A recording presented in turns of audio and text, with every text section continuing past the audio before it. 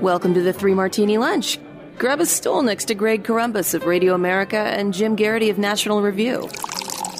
Three Martinis coming up. Brought to you today by Upstart. Once again, we have no good martinis, but our first one is a potential good martini. Jim, first of all, glad you're with us today. Antifa. Antifa is a major problem. A couple months ago, Joe Biden said they were just an idea.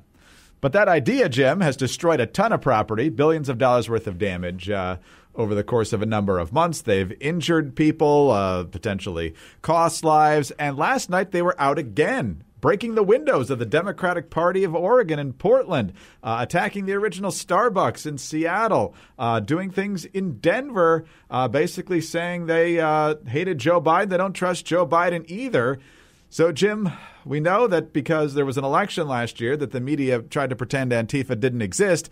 Now that they're still doing this with a Democrat in the White House, can we finally do something about this, or are we just going to still pretend they don't exist? Greg, you're going to have to refresh my memory here. Wasn't it just like a couple days ago that they put 20,000 or so National Guard troops around the U.S. Capitol building and additional police, and I don't know if it was in addition, also including national security, National Guard forces around state capitals because of the potential menace of right-wing violence? Yes, supposedly, yes. And we didn't see any, thankfully. Good. I'm not willing to dismiss the idea that having 20,000 troops around the Capitol building is a very effective form of deterrence, and that if we hadn't deployed that, maybe there would have been Proud Boys or Boogaloo or any one of those particular groups. No one said we got to deploy the National Guard around the original Starbucks, which, by the way, really should be some sort of national landmark. And we didn't. And lo and behold, there was violence there. You mentioned Denver. You mentioned Portland. I didn't see any right-wing violence there. I saw left-wing violence there. And this somehow wasn't something we've spent the last 2 weeks talking about. And maybe it's worth acknowledging that violence can come from either side of the spectrum. Secondly, Greg, I wrote about this in the Morning Jolt towards the end, and I referred to them as Antifa. And at least one reader, Greg, has attempted to correct me, contending that these are not Antifa. They are anarchists. Okay. Now, I look at this and I'm like, okay, this feels kind of like the Judean People's Front versus the People's Front for Judea, sort of thing. We're like, look, at some point when you're smashing things, I'm not sure, I feel a little bit like this, tastes great, less filling, very fine distinctions. I don't care if these guys are Antifa because they're dressed all in black and they like smashing things. That, to me, is more or less the definition of Antifa these days. Antifa can say that it stands for all of these other things. In practice, they are a pro-smashing things and destroying other people's property and assaulting other people movement. That's at the core of it. And if you're saying, hey, that sounds kind of fascist, yeah. Calling yourself anti-fascist does not make you not fascist if you behave in a fascist way. I think it was Batman Begins taught us it's what we do that define us, not the way we dress. But anyway, that's where we are with this. I'm glad that they can discuss this. I do remember there was two signs at the Portland rally turned riot there. One said, we don't want Biden, we want revenge. And I suppose this is why some Democrats might look at that and say, oh, well, these guys have nothing to do with us. They're so far onto the left wing that they're not within the reasonable spectrum of the Democratic Party. The banner had a Kalashnikov, one of those, AK-47 style curved banana clip rifles there, Greg. That's not ominous, right? That's nothing to worry about. And the other thing is the other banner they had is "We are ungovernable." Greg, I don't know about you. I got to give them at least 1 point for accuracy. That's true. No, that's right. So, I mean, the media, for the most part, obviously there's been enough reports that we're talking about it, mainly local news and a couple of aggregators, but most of the mainstream media not talking about it because right now, Jim, they're acting like 13-year-old girls in study hall, just looking dreamily at the kid who's a couple of years older than them and practicing writing their first name with his last name and with a little heart over the I in Biden right now. So there's not a lot of real interest in digging into these issues anymore, although it could be because, they keep destroying stuff. That's going to be a problem for Joe Biden, too. So you might as well get on the train now and hopefully do something about it. The fact that they're now marching around with banners that say they don't want Biden. Can we get Democrats to buy in on cracking down on these guys now? Exactly. Can we dispel this notion that this is just a over-exuberant expression of anger at Trump that got out of hand or something like that? Can we now recognize that these guys aren't on anybody else's side and are purely a destructive force? Is that too much to ask these days? We're off to a roaring start with this administration, Greg. Oh, man. Yeah, lots of executive orders. Painfully predictable is what I would say with all these things that Biden is signing because Trump just signed them, didn't go through legislation. And, of course, Trump signed a bunch of stuff that overturned what Obama did. And on and on and on. So a lot of stuff we don't like, from killing Keystone jobs to now allowing biological males to compete against high school girls, all sorts of fun stuff coming down the pike here through executive orders. But I do have some good news for you when it comes to getting your finances in order. I mean, last year and really life in general shows us that you never know what's going to happen. And if you use credit cards to pay for any unexpected expenses, it can be overwhelming to manage that debt. So take control with Upstart so you know exactly what to expect. Upstart is the fast and easy way to get a personal loan to pay off your debt all online. Whether it's paying off credit cards, consolidating high-interest debt, or funding personal expenses, more than 500,000 people have used Upstart to get a simple, fixed monthly payment. Upstart finds smarter rates with trusted partners because they assess more than just your credit score. With a 5-minute online rate check, you can see your rate upfront for loans from $1,000 to $50,000. And you can get approved the same day and receive funds as fast as one business day. If debt is taking over your life, it's time to get a fresh start with Upstart. Find out how Upstart can lower your monthly payments today when you go to upstart.com/martini. That's upstart.com/martini. Don't forget to use our URL to let them know we sent you. Loan amounts will be determined based on your credit, income, and certain other information provided in your loan application. Again, go to upstart.com/martini. All right, Jim, we were just talking about this whole train of executive orders that Biden's doing here in the first couple of days. One of them, not a big surprise, is to rejoin the World Health Organization, which President Trump, of course, took us out of that after their very poor handling of tracking down the origins of the coronavirus and taking China's word for it for weeks on end that it was not transmissible from human to human. Biden, as predicted, signing us back in, but also, Jim, not saying a word, as you pointed out in the Morning Jolt today, about any sort of accountability or any sort of reforms needed at the WHO. He's just going to go along with the pack again. Yeah, Greg, I mean, I'm open to the argument. I'm not convinced, but I'm willing to listen to people who want to say that the United States, by withdrawing from the World Health Organization, loses its influence over it, that the organization is not likely to get better. In fact, it's more likely to get worse if we don't remain a member. I could see that argument. The problem is, this is all the same group that's in charge back at the beginning of the coronavirus pandemic. They haven't fired anybody. They haven't reorganized themselves. There's really they've one or two reviews going on. You know, God knows how long that's going to take. And there's really no sense that anything at the World Health Organization has changed from back at the beginning of next year. And just in case anyone's forgotten, up until mid-January, the World Health Organization was concurring with China's assessment that the virus was not contagious. January 23rd, 2020, the WHO says they had a meeting. They decided to not designate the outbreak of the virus as a, quote, global health emergency, saying that China had it under control. This was a ludicrous underestimation of it. It was only 2 days earlier. China had admitted that, yes, it could go from person to person. And heading into February, the World Health Organization's chief, Dr. Tedros, and I'm just calling him that because the rest of his name is hard to pronounce, kept insisting there was no need for restrictions on international travel and trade. Now, we know, by that point, it was in 7 countries, right? It was we already knew people who had the virus were leaving China, going to other countries, and infecting other people. This is about as big a colossal failure of what's called the World Health Organization. And insert every "you had one job" meme right here, right? And you don't have to be a crazy right-winger. I have a corner post going up shortly. It's going to talk about things from the Council on Foreign Relations, Atlantic Magazine, Foreign Policy Magazine. One of my favorites, and I missed this earlier in the year, was that Japan's deputy prime minister started calling them the Chinese Health Organization instead of the World Health Organization, saying that they've basically become an extension of Chinese government.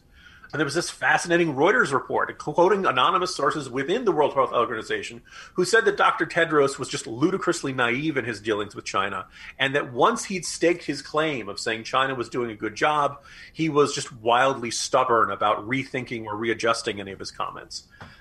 That's a failure of an organization. And so today, Biden sends a letter to them saying we're going back in. And the executive staff meeting today, Dr. Fauci has gone to address them. And the entire, at least the prepared remarks indicate nothing of this. Biden's letter to WHO is about 2 paragraphs. There's no acknowledgement of what the World Health Organization got wrong. And that, to me, is why there's no reason to think it's going to do any better. If the U.S. came back and said, hey, we want to see a better job done by WHO, and we expect you guys to do better, and we're going to help you do better by changing X, Y, and Z. Okay, I can understand that perspective. There's a part of me that says that the World Health Organization, I don't know if it's fixable. And the Trump administration decision to withdraw, it's the first serious consequence they've had for their failures in the beginning of this pandemic. The Biden administration has chosen to undo that, and I guess we're all just going to pretend it didn't happen. We're certainly not going to acknowledge it in any of our interactions with that organization. Deeply disappointing, and effectively the Biden administration has decided to whitewash WHO and to basically pretend it didn't happen, avert our eyes. And if we do that, Greg, there is no reason to expect any improvement in the performance of the World Health Organization in the years to come.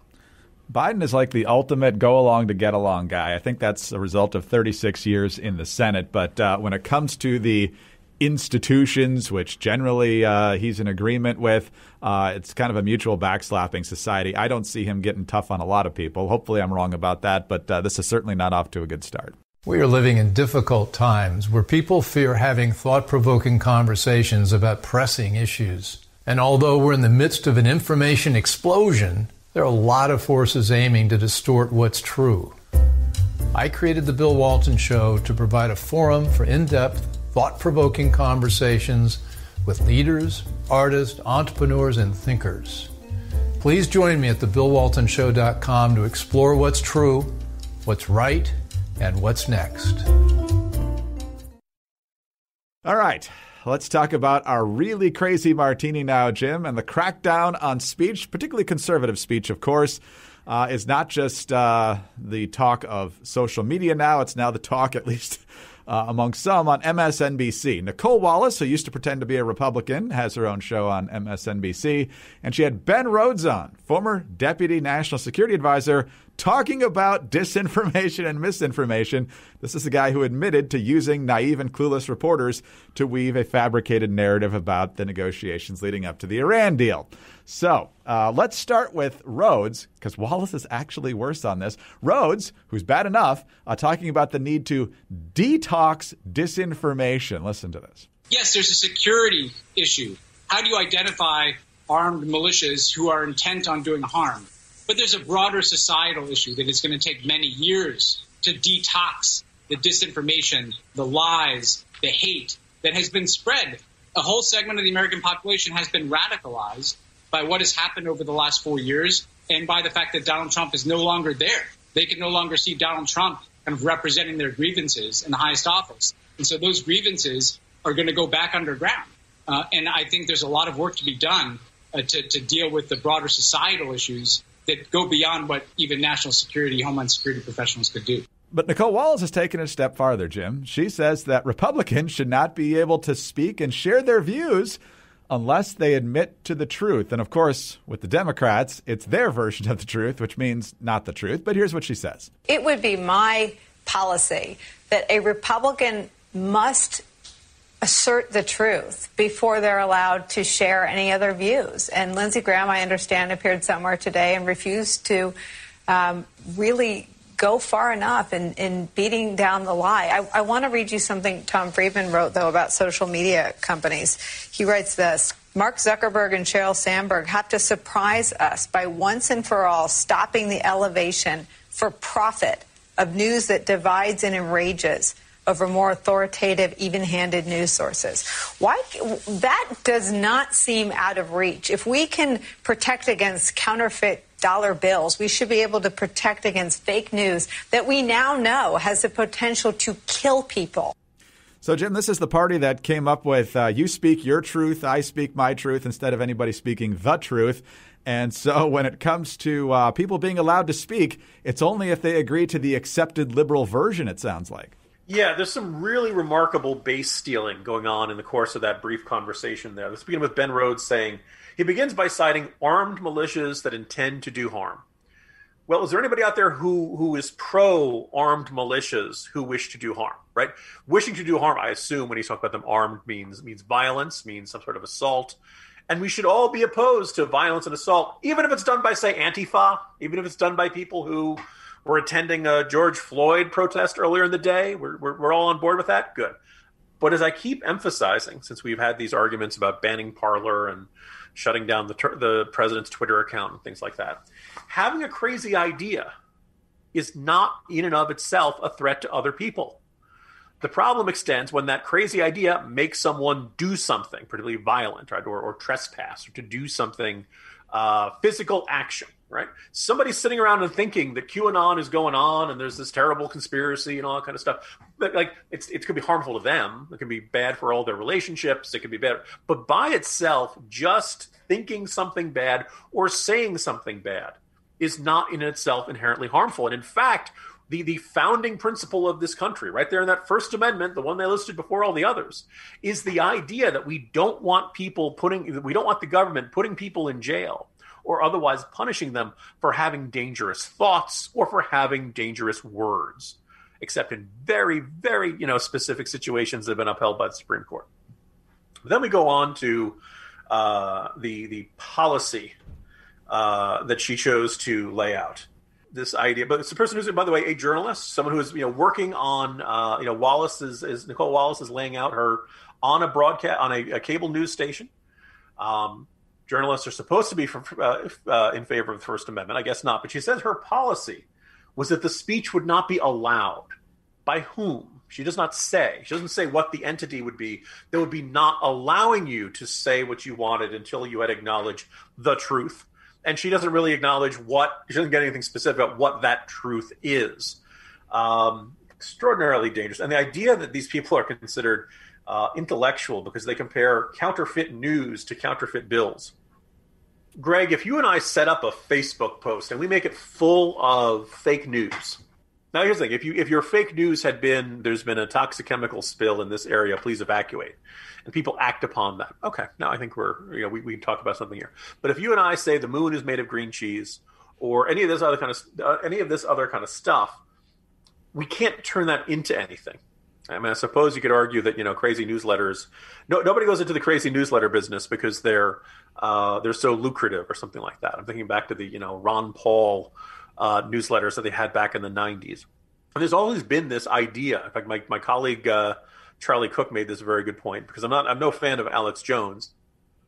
But he made the observation, he listened to Alex Jones one day, and he said, the great thing about America is that if Alex Jones can go on the radio, the government will never stop me from saying anything I want to say.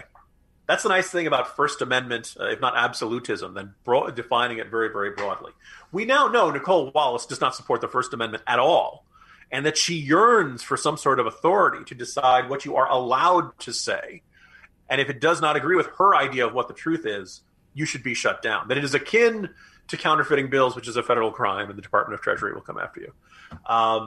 In the end, these people don't really believe in free speech. They really do yearn for some sort of government authority to start restricting it. It might be overstating it to say that it is, to use the other F word, fascistic, but it is definitely authoritarian. It is definitely an idea of wishing to restrict the freedom of speech that we have enjoyed since the founding of our country.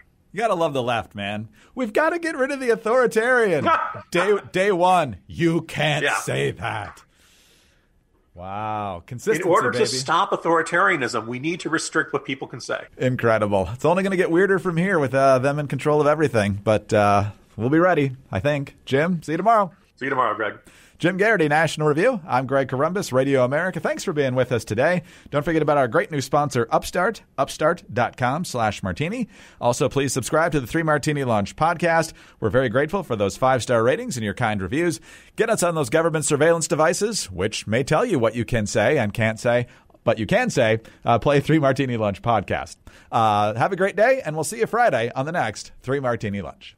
Hi, it's Dana Lash, host of The Dana Show. Every day, I'm here to keep you up to speed on the most important stories and info that you need to know in your very busy life. And if you're always on the go and you want to stay connected, just download our daily podcast and take it with you. It's a great way to get up to speed on what you need to know and what legacy media may not be telling you. Visit danaradio.com and click on the podcast link or subscribe at iTunes, Spotify, or wherever you get your favorite podcasts.